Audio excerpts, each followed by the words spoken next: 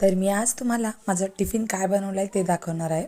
तर मी आज इथे काळा चणा जो असतो आपला त्याची भाजी बनवते। त्यासाठी कुकरमध्ये तेल घातलं, जिरे मोहरी घातली आणि जिरे मोहरी छान अशी तडतडल्यानंतर इथे लसूण घालून घेतला। त्यानंतर थोडंसं हिंग घातलं आणि भिजवलेले हरभरे आपले जे काळे चणे असतात ते घालून घेतले। रात्रीच भिजत घातलेले होते, छान असं मिक्स केलं। त्यानंतर थोडेसे कोरडे मसाले यात घालून घेतले। लाल तिखट, हळद आपण ऑलरेडी घातलेली आहे, प्रवीण मसाला, थोडासा काळा मसाला आणि धना पावडर। हे छान असं मिक्स झाल्यानंतर इथे मी भाजलेले शेंगदाणे आणि लसूणाची पेस्ट करून घेतली आणि ती याच्यात घालून घेतली आणि तेल सुटेपर्यंत 5 मिनिटं परतू दिलं आणि यात मिक्सरच्या भांड्यात थोडंसं पाणी टाकून हे सगळं टाकलं आणि एक थोडीशी उकळी म्हणजे थोडंसं गरम होऊ दिलं, मीठ टाकलं आणि कुकरचं झाकण लावून 2 शिट्ट्या काढून घेतल्या। मस्त आपली भाजी तयार आहे। चला तर आपण टिफिन भरूया।